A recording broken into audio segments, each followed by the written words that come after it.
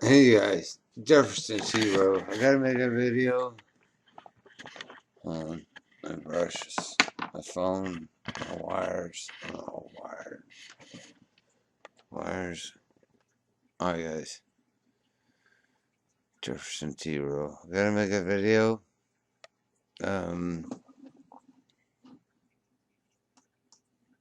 Let's see if I can do it.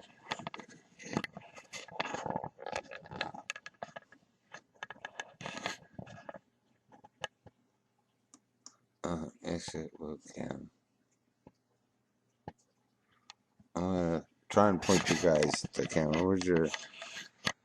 Alright, let's see. So I know. I think I need to point it a little bit to the left.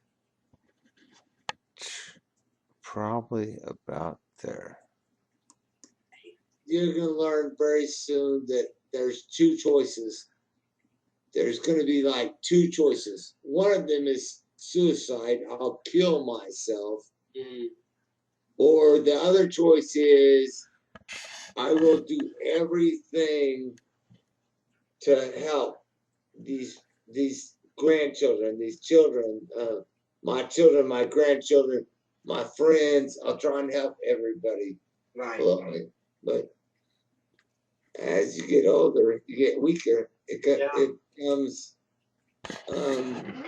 not as plausible. No, it was really difficult, Jeff. I mean, he was such a strong man when I first met him. You know, he was a little guy, but he was also a real hard worker. I think as little of things as buying a birthday present, Christmas present. Yeah, is well thought. It's very special. Yeah, for someone younger, in your family, like my grandchild or my great grandchild or whatever. Right. Yeah. Yeah, it was tough, Jeff. It was really tough. It was just awful. And while this was going on, I helped sell the house. You know, they had the real estate agents came in. And I was showing the house, and I seen you. It was just awful. I mean, and then, well, that was going on. I was helping take all. You know, I'm looking at all these belongings and all these like. You know, a lot of people just looked at it. It was just like, okay, it was just a dresser drawer, or it's just a suitcase. But Donald filled me in on everything he owned. Very hard part of life. And there was a story behind and a reason behind how he got each item. So here I am bringing out these items into the driveway for a flea market, you know, to sell everything. And it crushed me.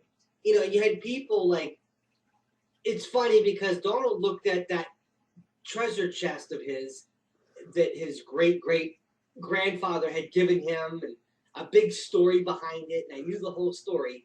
And you know, you got people coming over and they're kind of, you know, kicking it and being like, "What? $50? I'll give you 20."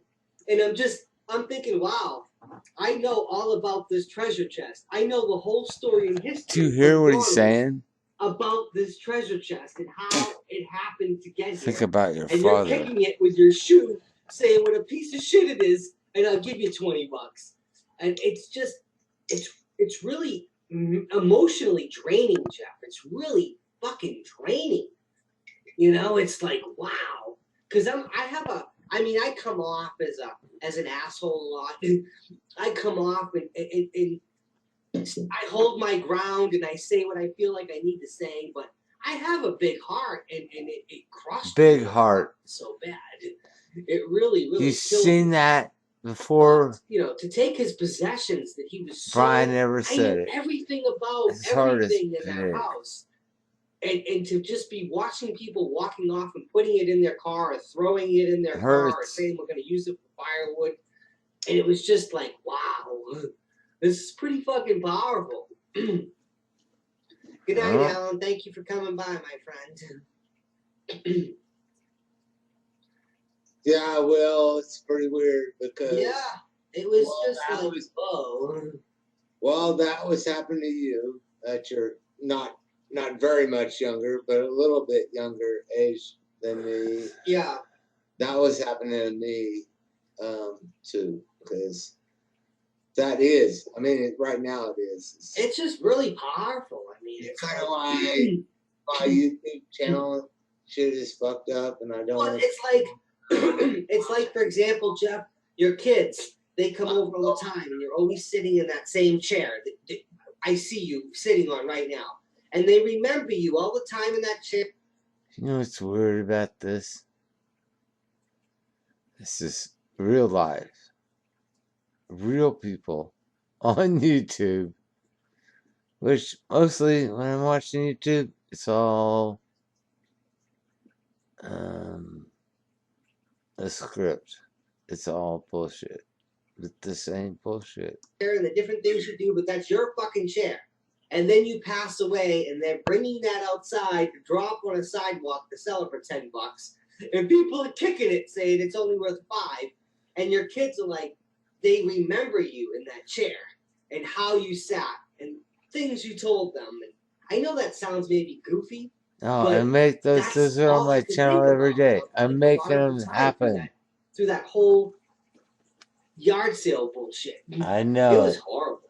It was. Or all the records. I mean, he went through each record with me and told me when he bought it, how they got it, and how him and his wife danced at the ball, and they brought this record to a DJ on their wedding night. You know, some guy's offering $1 for it. I have family Bibles. It just maybe shows how fight the battle of having really family Bibles. You know, like I don't know. Brian, it's just strange. Amanda. That's an interesting thing to say. How unimportant are they? That's about how unimportant they really are. How the family to Bible us it means so much, and to others it's a big thing, but to the world it means nothing. I mean, to watch that record, I remember that record. It's a good question. Is do you want your life to be important in a large place or a small place? Which is more important? I guess. I think my dad. I mean, my dad's not dead yet, but he's gonna die pretty soon. Mm-hmm. I think he wants his life to be known in a large place. Right.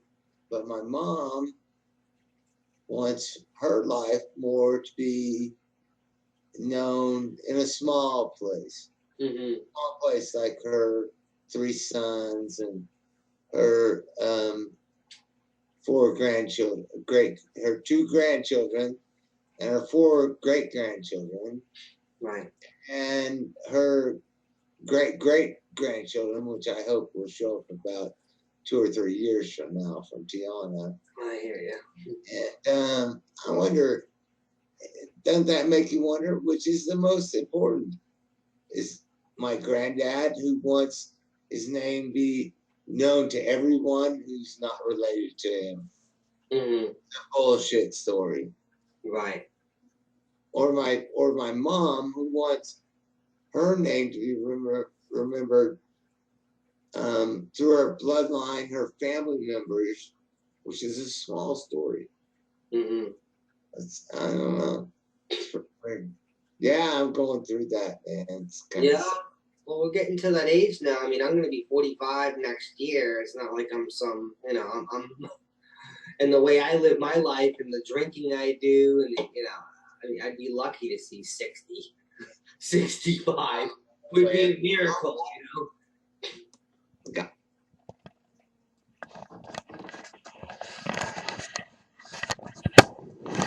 Amanda, Brian, I don't even really think about that shit about Amanda, but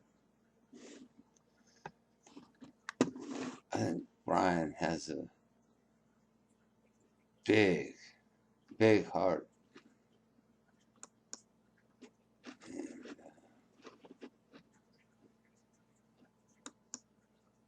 Yeah, I really do. Think that about Brian, man. Brian is a